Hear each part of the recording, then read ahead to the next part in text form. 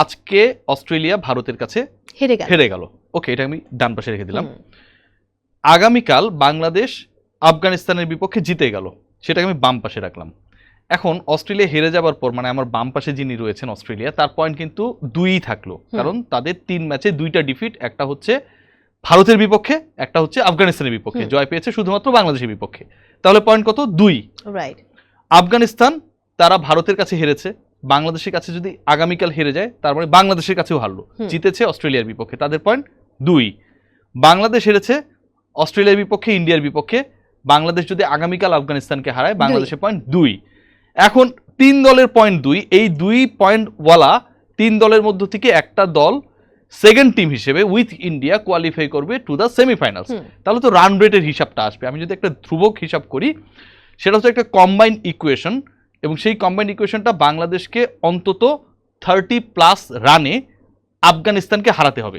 এটা গেল একটা। ইজ ইট পসিবল বাংলাদেশ টিমের পক্ষে? যে একদম বাংলাদেশ দলের এই মুহূর্তে যে পারফরমেন্স, এটা কোনোভাবেই এক্সপেক্টেড না, কোনোভাবেই। আমি আপনার সাথে একদম একমত। মানে বাংলাদেশ দল, যেই দলটা হচ্ছে নেপালের বিপক্ষে লাস্ট ম্যাচে 106 করেছিল, আমি কেন এই এক্সাম্পলটা টানলাম, কারণ নেপালের বিপক্ষে বাংলাদেশ 106 করেছে যেই ম্যাচে, বাংলাদেশকে ওই পার্টিকুলার ম্যাচ যেই মাঠে খেলেছিল সেই মাঠেই খেলতে হবে আফগানিস্তানের বিপক্ষে।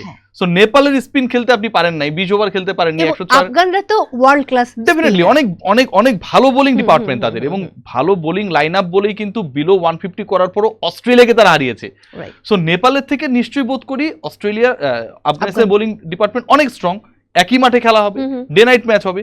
সো ওইখানটায় বাংলাদেশ নেপালের বিপক্ষে 106 করার পর আর করতে পারেনি। আফগানিস্তানের বিপক্ষে যদি 31 রানে অন্তত জিততে হয়, তাহলে তো বাংলাদেশকে অন্তত 150 করতে হবে, মানে আফগানিস্তান 120 করবে, এত খারাপ তো করবে না, 40 রানে তো অল আউট হবে না।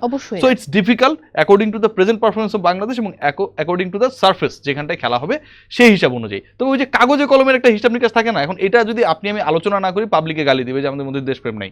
সো ওই রিস্ক আমরা নেব না। অস্ট্রেলিয়াকে হারতে হবে 50+ রানে ভারতের কাছে, বাংলাদেশকে জিততে হবে 31+ রানে আফগানিস্তানের বিপক্ষে, এবং দুইটা কম্বাইন করলে 85+ হয়, যেটা হচ্ছে বাংলাদেশের 31 এবং অস্ট্রেলিয়ার পরাজয়ের যে ব্যবধানটা সেটা হচ্ছে ধরেন 50+। এরকম একটা 85-এর ব্যবধান যদি হয়, রান রেটে টপকে অস্ট্রেলিয়াকে এবং আফগানিস্তানকে টপকে বাংলাদেশ 2 নম্বর হয়ে যাবে, সেমিফাইনালসে খেলবে, এবং বাংলাদেশ যদি তারপরে 2টা ম্যাচ জিতে সেমিফাইনাল এবং ফাইনাল, বাংলাদেশ এবার বিশ্বকাপে চ্যাম্পিয়ন হবে।